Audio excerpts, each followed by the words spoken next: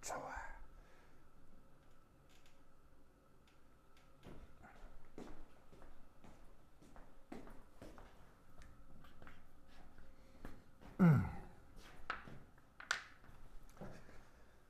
엘로이 일렉트론 어퍼너티 우리말 번역? 그렇지.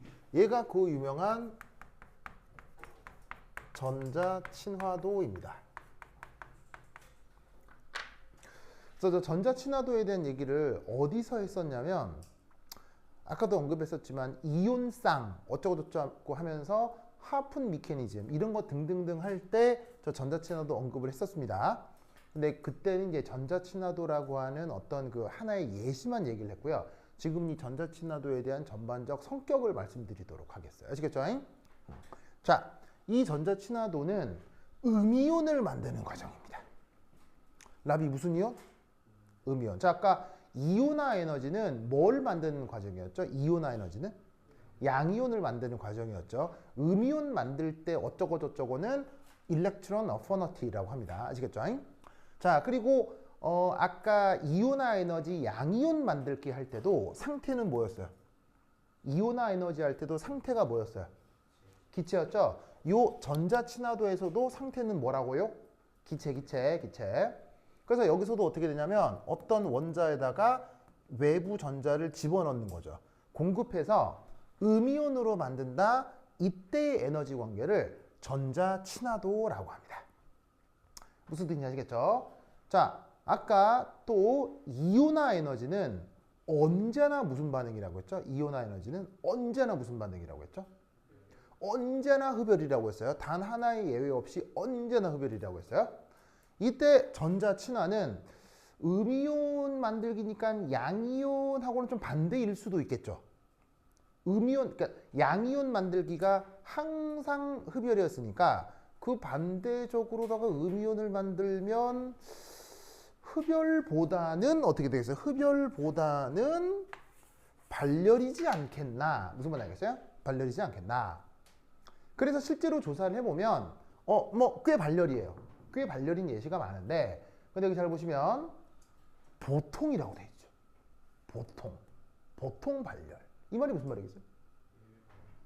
보통 발열이라면 흡열일 수도 있다는 얘기예요.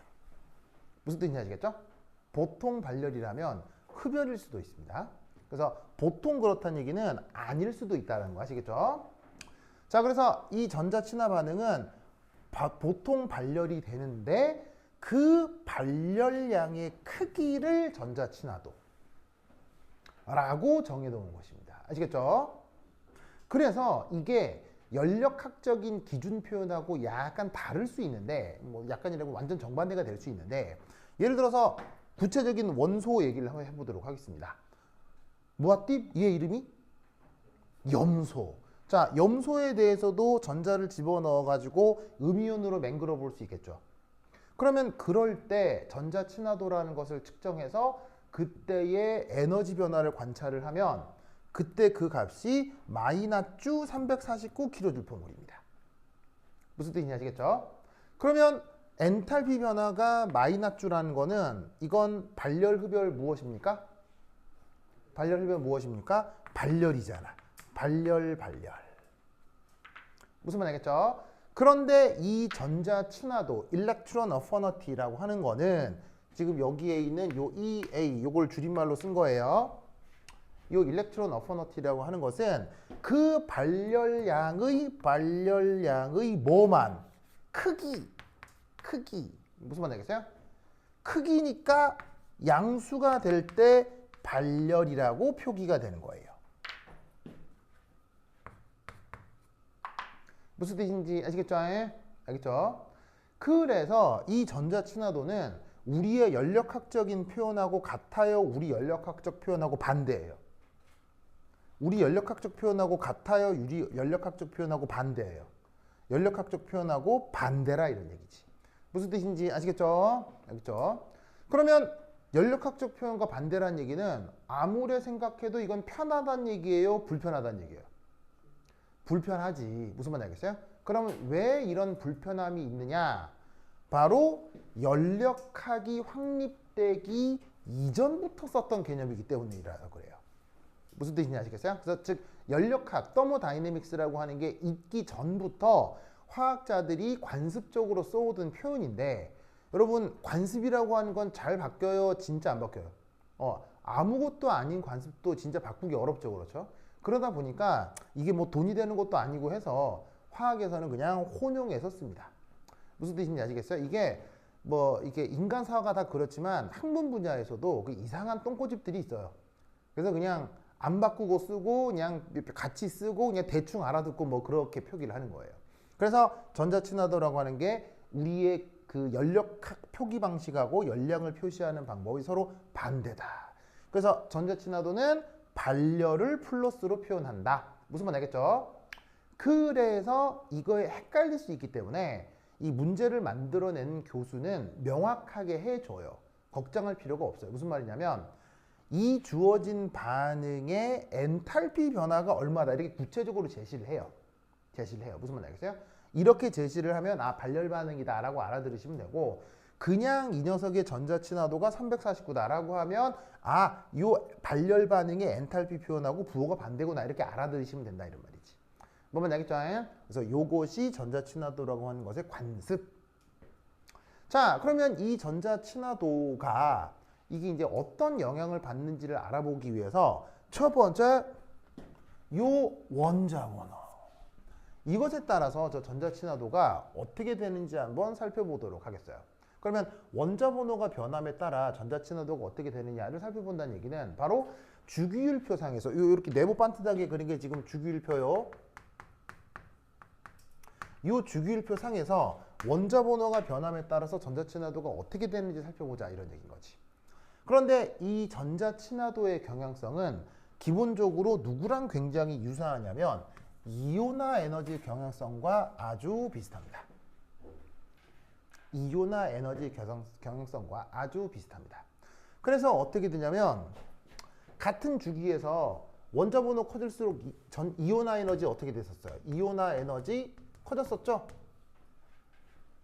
마찬가지로 전자친화도도 커집니다. 그 다음 같은 족에서는 원자번호 커질수록 이온화 에너지가 어떻게 됐었어요? 줄어들었죠? 전자친화도도 줄어듭니다. 비슷한 성격을 갖습니다. 아시겠죠?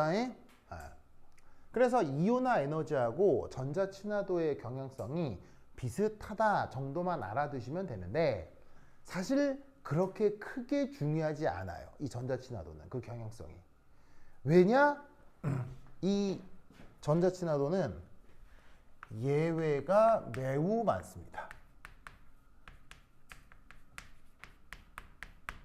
그러다 보니까 이 경향성을 안 따르는 예시가 많아서 이 전자친화도가 어떤 경향성을 갖느냐에 대한 질문은 거의 잘 하질 않습니다. 아시겠죠? 그래서 이유 같은 거 굳이 따질 필요 없고 그냥 대강의 경향성은 이온화 에너지 경향성이랑 비슷하다. 원자번호가 변할 때. 아시겠죠? 그런 정도만 알아두시면 돼요. 이때 이 전자친화도에 이제 아주 독특한 어떤 데이터들이 있을 수 있는데 바로 누구? 17쪽 할로젠 원소들. 이 17쪽 할로젠 원소들은 17쪽 할로젠 원소들 니기 있어요. 17쪽 할로젠 원소 니기 있어요. 여기 바로 F, Cl, Br, I 얘들 얘기하는 거예요. 얘들 17쪽 아시겠죠? 요 17쪽 얘들은 다른 어떤 원소들에 비해서도 이 전자친화도가 굉장히 큽니다. 굉장히 큽니다. 자, 전자친화도가 크다는 얘기는 전자를 받아들인 다음에 발열량이 크다는 얘기죠. 발열량이 크다는 얘기는 보통 그 변화가 불안정해진다는 얘기예요? 안정해진다는 얘기예요? 발열량이 크다는 얘기는. 그 변화가 안정해진다는 걸 뜻하죠. 발열이 된다는 얘기는 가지고 있던 역학적 에너지를 내어놓는다는 얘기가 되니까 에너지 상태가 안정화되는 걸 뜻한다라고 볼 수 있는 거예요. 자, 그러면 왜 그러냐? 17쪽 원소는 최외곽 전자가 몇 개 있음이야? 17쪽 원소는 최외곽 전자가 몇 개 있음이야? 몇 개 있어? 17쪽 원소 최외곽 전자 몇 개? 아니 지금 안 보여요? 안 보여? 안 보여? 안 보여? 몇 개, 몇 개? 몇 개? 7개, 7개. 데니얼, 뭐 그래 고민해? 내가 이러고 있는데 지금. 자, 최유각 전자 몇 개? 7개. 그런데 여기서 이 할로젠들은 전자를 하나 받아들이면 바로 뭐가 돼? 옥텟. 무슨 말 알겠죠? 그러면 옥텟이라고 하는 건 경험적으로 알려져 있는 아주 보통의 안정화 상태죠.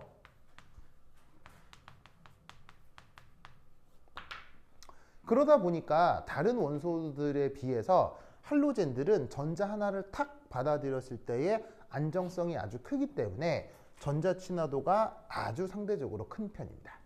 무슨 뜻인지 아시겠죠? 그래서 전자 친화도 데이터가 어디에 있냐면 교재 41페이지에 있습니다. 교재 41페이지 오른쪽 단락에 표 6이라고 하는 애가 있거든요. 찾았어요? 41페이지 오른쪽 단락 표 6에 보시면 몇몇 원소들의 전자 친화도 데이터가 나와 있을 거예요. 이렇게. 이걸 보시면 다른 어떤 원소들에 비해서도 이 F, Cl, Br, I 얘들의 전자 친화도가 다른 녀석들에 비해서 상당히 크다는 걸 알 수 있을 겁니다. 아시겠죠? 그래서 그 경향성을 이제 어떻게 설명할 수 있느냐, 어떻게 표현할 수 있느냐, 이렇게 표현할 수 있다 이런 말이지. 무슨 말 알겠죠? 자, 그런데 이 전자 친화도가 보통 발열이래요. 보통 발열. 그럼 보통 발열이라는 얘기는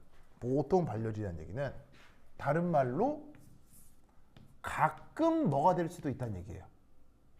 가끔 뭐가 될 수도 있다는 얘기예요.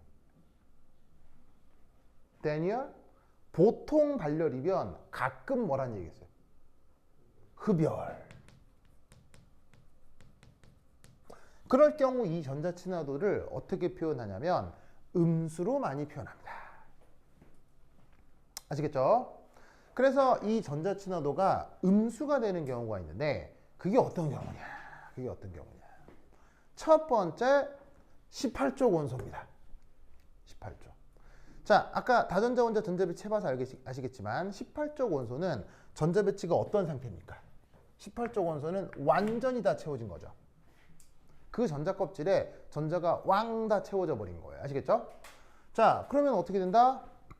바로 완전히 다 채워진 전자 배치라는 얘기는 s오비탈의 전자 몇 개? 2개. p오비탈의 전자 몇 개? 6개. 그럼 생각해봐요. s오비탈은 생긴 게 어떻게 생겼어요? s오비탈은 구형이죠. 구형의 전자가 최대 2개 다 찼다.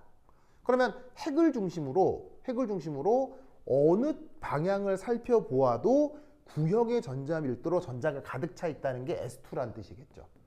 근데 p오비탈은 전자 밀도가 어디에 주로 분포하는 거예요? p오비탈은 X축, Y축, G축에 주로 분포하는 거죠.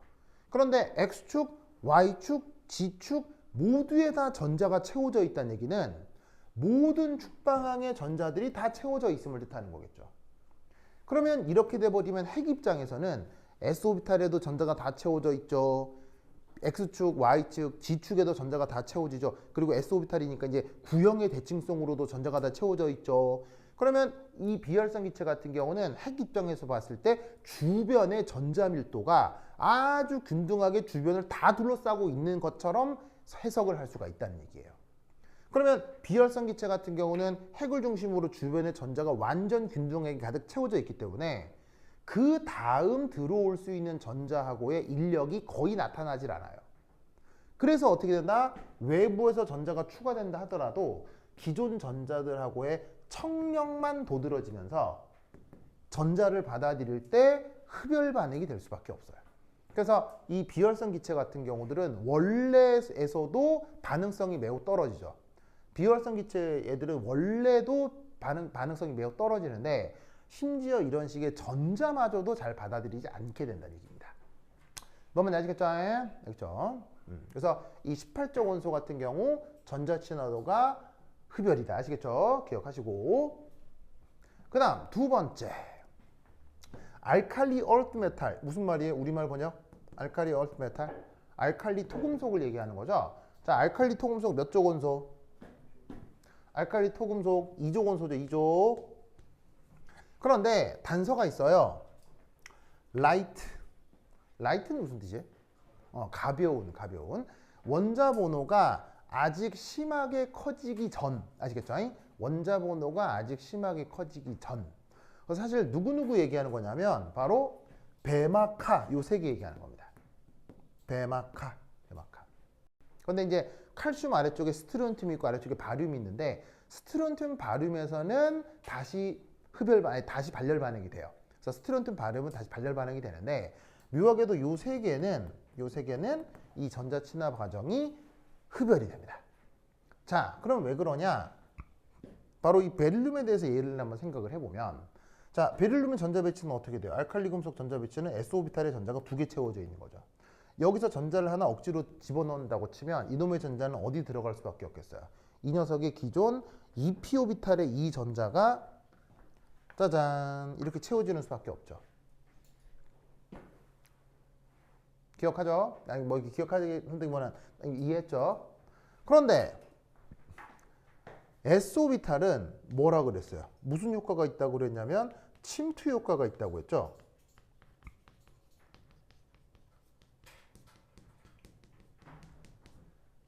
그래서 어떻게 되냐면 침투 효과가 있어서 ES오비탈에 있는 전자는 핵 가까이 접근할 수 있다고 했어요. 그래서 어떻게 된다? EP 전자. 요거에 대한 가림 효과가 아주 크죠. 그래서 어떻게 되느냐? ES오비탈이 핵 가까이 접근하는 효과가 크니까 그래서 ES오비탈 전자하고 새로 들어온 전자 사이에 청력이 아주 크게 나타날 수 있습니다. 이 녀석이 특별히 핵 가까이 접근을 해버리기 때문에 그래서 이 둘의 청력은 더더욱 커진다. 그래서 이런 식의 가벼운 알칼리 토금속 원소들 같은 경우 전자 하나를 추가하는 것이 상당히 불리해질 수 있어요. 그래서 어떻게 된다? 이 전자 친화 과정이 흡열 과정이 되는 것이죠. 뭔지 아시겠죠? 알겠죠? 라벨 알겠니? 그래서 이 두 가지 기억하시고 그 다음 전자 친화 과정이 흡열이 되는 경우 한 가지가 더 있습니다. 자, 어디를 생각하면 되느냐? 자, 여기 지울게요. 여기 중간 단을 지워도 되겠어요? 중간 단을 지울게요. 그쵸.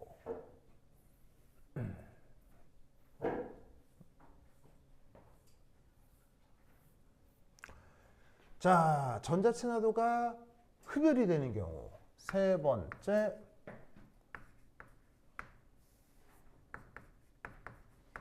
짜잔 이겁니다.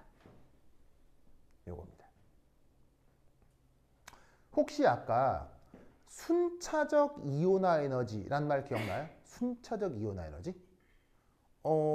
그럼 생각해봐요. 순차적 이온화 에너지는 1 플러스뿐 아니라 2 플러스, 3 플러스, 4 플러스가 되도록 전자를 추가적으로 계속 떼어내는 것을 순차적 이온화 에너지라고 했잖아요. 그러면 전자를 제공하는 것도, 전자를 집어넣는 것도 뭐 하나만 넣으라는 법이 있겠어요? 2개, 3개, 4개 무슨 말이야? 계속 집어넣을 수도 있지. 그러니까 이 전자 친화도도 뭐가 있을 수 있냐면 순차적 전자 친화도가 있을 수 있을 거란 말이야. 그런데 이때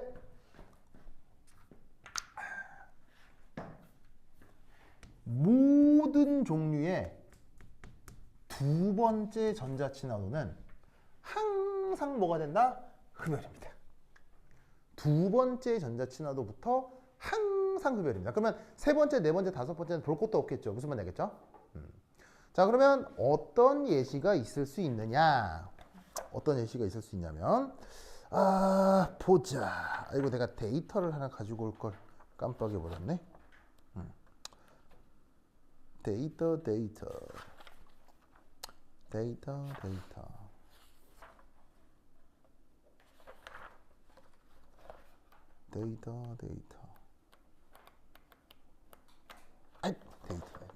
자, 어떻게 되느냐? 우선 이렇게 하나 써놓으세요.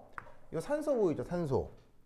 산소가 중성 상태에서 이렇게 전자 하나를 받아들입니다. 그러면 얘가 뭐가 될 거냐면 산소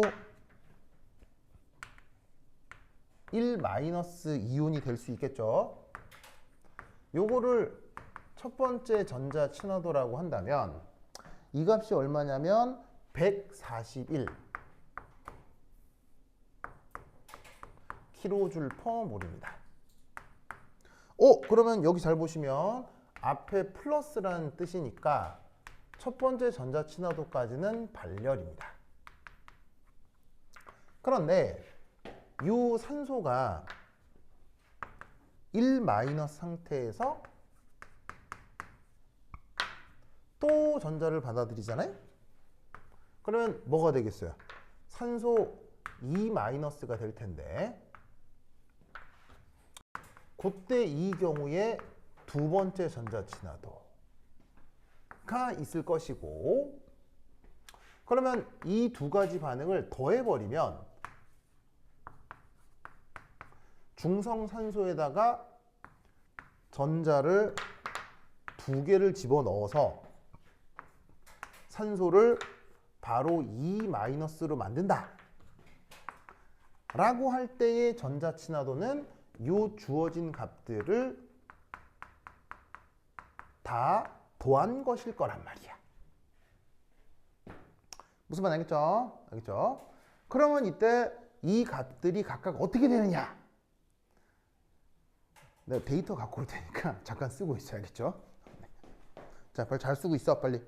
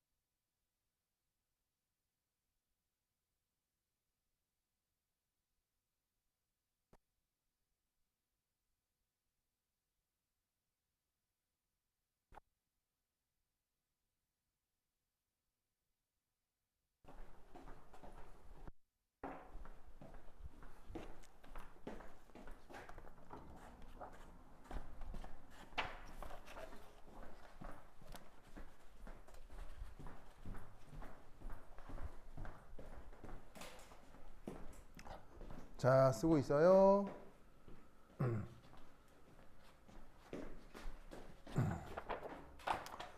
자, 그래서 전자 친화도로 표현을 할 때 플러스를 발열로 두는 게 전자 친화도라고 했죠. 기존 연력학 개념하고 반대예요. 근데 놀라웠게도 이 산소의 두 번째 전자 친화도는 기가 막히게도 값이 얼마냐?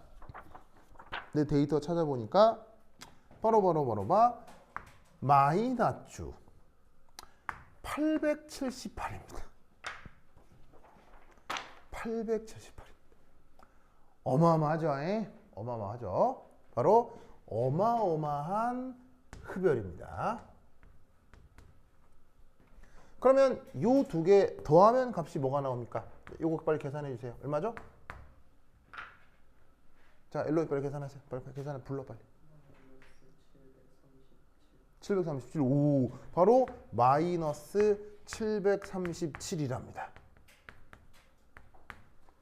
그러면 더해서도 마이너스인 걸로 보아 이 두 개를 더해도 흡열 반응이라는 거 아시겠죠?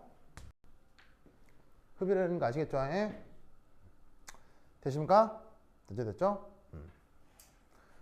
그러면 원래 산소라고 하는 건 왜 아직 얘기는 안 했지만 전기 음성도가 산소는 큰 편이에요, 작은 편이에요?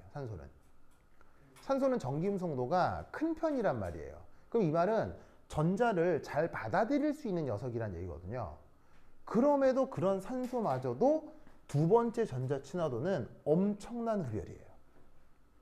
무슨 말 알겠죠? 알겠죠? 그래서 산소가 그럴진데 다른 원소들은 당연히 두 번째, 세 번째 전자 친화도는 단 하나의 예외 없이 전부 다 흡열 반응이 될 수밖에 없습니다. 아시겠죠? 자, 왜 항상 두 번째 전자 친화도부터 강력한 흡열일까요? 왜 두 번째 전자친화도부터 왜 강력한 흡열일까요? 자, 기본적으로 흡열은 안정화예요, 불안정화예요? 기본적으로 흡열은 불안정화란 말이에요. 그죠? 그러면 왜 이건 단 하나의 예외 없이 두 번째 전자친화도가 항상 불안정화 흡열 반응이냐? 바로 봐. 이미 2단계에서 잘 봐요. 이미 음이온 됐죠. 이미 얘는 전자죠. 마이너스죠. 이 둘은 인력의 상호작용이 클 수밖에 없어요. 청력이 더 클 수밖에 없어요. 무슨 말 알겠죠? 알겠죠? 이미 마이너스 입자들이기 때문에 저 둘 사이에서 인력을 기대하기는 쉽지 않은 거예요. 뭔 뜻인지 아시겠죠? 그러다 보니까 두 번째 전자친화도부터 이거 묻지도 따지지도 않고 그냥 바로 흡열이다 이렇게 생각해 볼 수 있다 이런 말이죠. 뭔 말인지 아시겠죠? 그래서 이런 종류의 내용이 이 전자친화도에서 있고 이런 종류는 기억을 해두시라 이런 말이죠. 됐죠? 됐죠? 오케이, 됐다. 그러면 한 10분 쉬었다 하도록 하겠습니다. 화장실 갔다 오세요.